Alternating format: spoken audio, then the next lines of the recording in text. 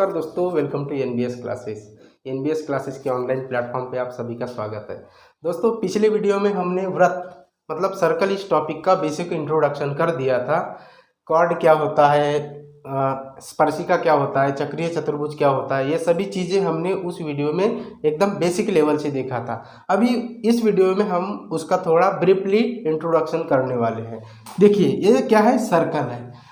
जीवा हमने किसको बोला था? जीवा मतलब परिधि के ऊपर, सर्कल के परिधि के ऊपर किसी भी दो पॉइंट को मिलाने वाली रेखा को क्या बोला जाता है? मिलाने वाली रेखा मतलब मिलाने वाले लाइन सेगमेंट को ही हम क्या बोलते हैं? जीवा बोलते हैं। क्या बोलते हैं? जीवा बोलते हैं।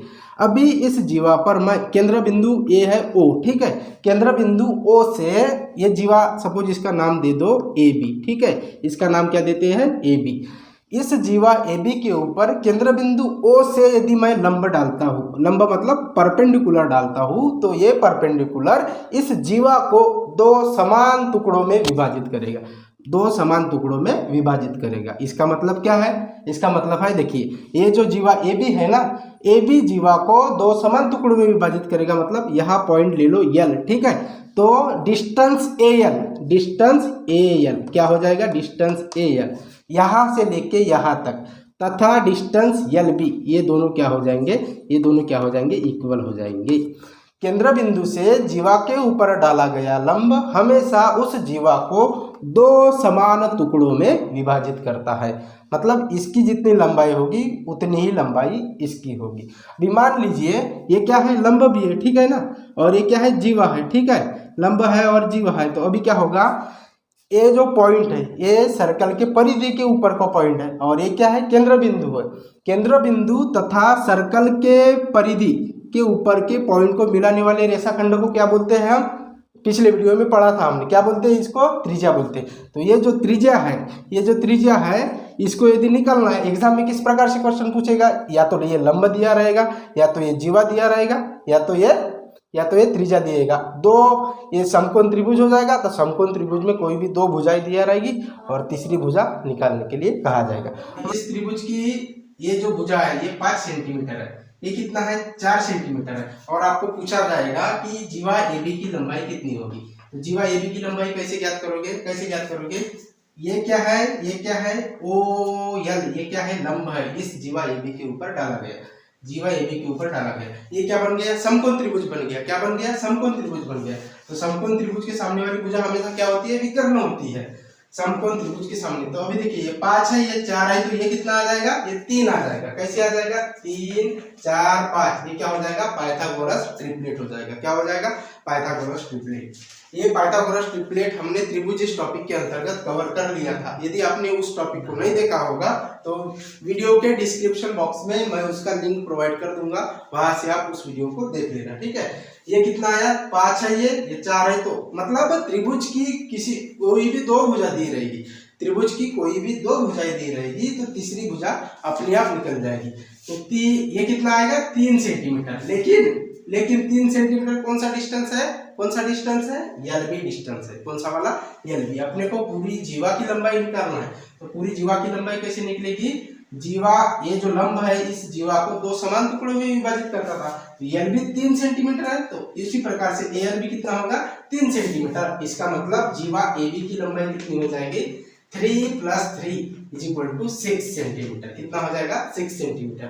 अभी देखिए, मैं क्या करता हूँ? देखिए, इसकी लंबाई देखिए, इसकी लंबाई है 17 सेंटीमीटर, ठीक है, और इसकी लंबाई है 8 सेंटीमीटर। तो इसकी लंबाई दे देता हूँ, ठीक है, इसकी लंबाई दे देता हूँ 8 सेंटीमीटर। जीवा की लंबाई कितनी है? LB, मतलब ये जीवा AB कितना है? AB है पूरा 16 सेंटीमीटर। AB कितना है? 16 सेंटीमीटर। उसमें से LB, अभी ये दो समान टुकड़ों में विभाजित होगा, इसलिए ये कितना होगा? 8 होगा, तथा AB कितना होगा? 8। डिस्टेंस AL 8 तथा डिस्टेंस LB भी कितना हो जाएगा? 8 हो जाएगा। अभी ये लंब की लंबाई पूछा है, तो लंब की लंबाई कैसे निकालोगे? उसी प्रकार से देखो, ये समकोण त्रिभुज में पाइथागोरस ट्रिपलेट देखो 17 8, तो ये कितना आ जाएगा? ये कितना आ जाएगा? देखिए, यदि पाइथागोरस ट्रिपलेट आपको याद नहीं रहेगा तो पाइथागोरस थ्योरम के हिसाब से बड़ी भुजा का वर्ग हमेशा बाकी दो भुजाएं, ये भुजा कौन सी, OL भुजा तथा LB भुजा, इन दोनों का योग होगा। OL का स्क्वायर कर दो तथा LB का स्क्वायर, LB कितना दिया है, 8 दिया है, ठीक है, तो इसका स्क्वायर कर दो, ठीक है। 17 का स्क्वायर कितना होता है, 289, ठीक है, 289 तथा 8 इसमें से माइनस कर लो, 8 का स्क्वायर कितना आ जाएगा, 64, ये क्या हो जाएगा, OL का स्क्वायर, ठीक है। तो 279 में से 64 जाएगा तो कितना बचेगा, 225, जो कि किसका स्क्वायर रूट है, 15 का स्क्वायर रूट है, किसका स्क्वायर रूट है, 15 का स्क्वायर रूट है। तो ये जो OL जो डिस्टेंस हमने कंसीडर किया था, जिसको हमको निकालना था, वो कितना आ गया, 15 आ गया, कितना आ गया, 15, क्योंकि 225 का वर्गमूल कितना होता है, 15 होता है।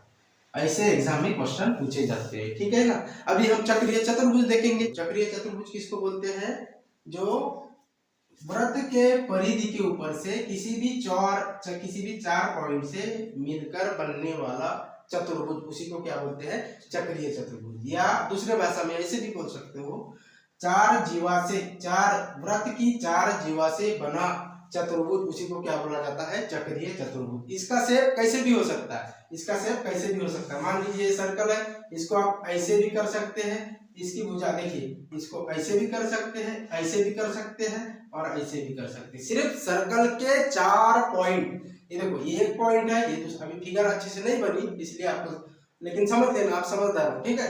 ये है ABCD, ठीक है। सर्कल के परिधि के ऊपर के किसी भी 4 पॉइंट को, सर्कल के परिधि के ऊपर से किसी भी 4 पॉइंट को जोड़ने वाले, मतलब 4 पॉइंट से मिलकर जो चतुर्भुज बनता है, उसी को क्या बोला जाता है, चक्रीय चतुर्भुज बोला जाता है। या तो इसको ऐसे भी बना सकते हो, इसको ऐसे भी बना सकते हो, देखो ये ऐसा है, ठीक है, ये ऐसा है, फिर ये ऐसा है, फिर ऐसा है। चतुर्भुज होना चाहिए सिर्फ 4 परिधि के ऊपर के 4 पॉइंट होने चाहिए। कैसे, परिधि के ऊपर के 4 पॉइंट होने चाहिए। अभी देखो इस चक्रीय चतुर्भुज PQRS में, इस चक्रीय चतुर्भुज PQRS में देखो, चक्रीय चतुर्भुज के आमने सामने वाले कोण, चक्रीय चतुर्भुज के आमने सामने वाले कोण, चक्रीय चतुर्भुज के आमने सामने वाले कोण हमेशा एक दूसरे के पूरक कोण रहते हैं। पूरक कोण रहते हैं मतलब क्या रहते हैं, इन दोनों कोणों का योग, मतलब जो आमने सामने वाले कोण है, एंगल P तथा एंगल R, कोण P तथा कोण R, इन दोनों का योग कितना होगा, 180 डिग्री होगा, 180 डिग्री होगा। उसी को क्या बोला जाता है, पूरक कोण बोला जाता है। तथा angle Q plus angle S, इन दोनों का योग भी कितना होगा, 180 डिग्री होगा। इसीलिए इनको क्या बोला जाता है, चक्रीय चतुर्भुज में आमने सामने वाले कोण, चक्रीय चतुर्भुज में आमने सामने वाले कोण हमेशा एक दूसरे के पूरक कोण रहते हैं, हमेशा एक दूसरे के पूरक कोण रहते हैं। अभी ये चतुर्भुज है तो इसका मेजरमेंट कितना रहेगा, इसका मान कितना रहेगा, टोटल मान 360 डिग्री, कितना रहेगा, 360 डिग्री रहेगा कि नहीं। अभी देखो ये 180 सामने आमने सामने वाले तथा ये 180 आमने सामने वाले, दोनों का हो गया ना 360, हो गया कि नहीं। तो यही क्या होता है चक्रीय। अभी क्या होता है देखिए, इस भुजा को, अभी इधर जगह नहीं है, इस भुजा को मैं इधर बढ़ा रहा हूँ, ठीक है। ये जो जीवा है RS, इसको मैं इधर आगे बढ़ा रहा हूँ थोड़ा, ठीक है। इधर क्या कहाँ बढ़ा रहा हूँ, आगे बढ़ा रहा हूँ, ठीक है। इधर आगे थोड़ा टेढ़ा हो गया, देख लीजिए, ऐसा इसको आगे बढ़ा रहा हूँ, ठीक है। तो अभी क्या होगा, मान लीजिए यहाँ पे मैंने एक कोई पॉइंट लिया N, ठीक है। तो यहाँ से देखिए ये क्या हो जाएगा, बाह्य कोण, बाहर है इसलिए बाह्य कोण, और ये अंदर है इसीलिए क्या है, अंतःकोण। चक्रीय चतुर्भुज में आमने सामने वाले कोण क्या होते हैं, एक दूसरे के पूरक कोण होते हैं। आमने सामने वाले कोण एक दूसरे के पूरक कोण होते हैं क्या नहीं, मतलब AX होगा तो AB कितना होगा, मतलब A कितना X है ना, तो X प्लस A एंगल, इसका मेजरमेंट कितना रहेगा, हमेशा 180 डिग्री। तथा इसी प्रकार से A एंगल और A एंगल, इन दोनों का मान कितना होगा, 180 डिग्री, ठीक है ना। अभी ये अंतःकोण है और ये इसका बाह्य कोण है, ये अंतःकोण है और ये इसका बाह्य कोण है। तो क्या होगा, ये जो बाह्य कोण है इस अंतःकोण के सामने वाले कोण के बराबर होगा। मतलब NSP एंगल NSP तथा एंगल PQR, कौन सा, PQR, एंगल PQR। ध्यान दीजिए, एक बात ध्यान दीजिए, एक बात के ऊपर गौर कीजिए, जिस एंगल को मुझे निकालना है उसको मैं बीच में रख रहा हूँ। कहाँ रख रहा हूँ? बीच में रख रहा हूँ। इसीलिए कभी भी ये एंगल को लिखने का स्टैंडर्ड ट्रिक होता है। जिस एंगल को अपने को फोकस करना है उसको बीच में रखेंगे। क्या रखेंगे? बीच में। ये क्या है? बाह्य कोण। इस बाह्य कोण का मान उस अंतःकोण के सामने वाले कोण के बराबर होगा। इस बाह्य कोण का मान अंतःकोण के सामने वाले कोण के बराबर। मान लीजिए मैं यहाँ से इस लाइन को भी आगे बढ़ाता हूँ, ठीक है, तो ये क्या हो जाएगा? इसका बाह्य कोण हो जाएगा। ये क्या हो जाएगा? इसका बाह्य कोण हो जाएगा। हो जाएगा क्या नहीं? तो इस बाह्य कोण का मान इस अंतःकोण के सामने वाले कोण के बराबर होगा। इस बाह्य कोण का मान इस अंतःकोण के सामने वाले कोण के बराबर होगा। मतलब ये x है, मान लीजिए ये कितना है? 110 है, तो ये भी कितना आएगा? 110 आएगा। कितना आएगा? ये भी 110 है। ये एंगल कितना आएगा? 110। और अभी देखिए ये क्या है? सीधी लाइन है। ये क्या है? सीधी लाइन है। तो सीधे लाइन में हमेशा एंगल कितने का रहता है? 180 डिग्री का रहता है। अभी ये 110 का है, ये वाला 110 का है, तो ये कितने का आएगा? 70 का। तो उसी प्रकार से यहाँ भी ये एंगल कितने का? 110 का है, ये सीधी लाइन है, तो ये एंगल कितने का आएगा? 70 का आएगा। देखिए अभी 110 प्लस 70 कितना होता है? 180 डिग्री। मैंने क्या बोला था? चक्रीय चतुर्भुज में आमने सामने वाले कोण एक दूसरे के पूरक कोण होते। हो गए ना? 110 प्लस 70 कितना हुआ? 80। 180। आ गया क्या नहीं?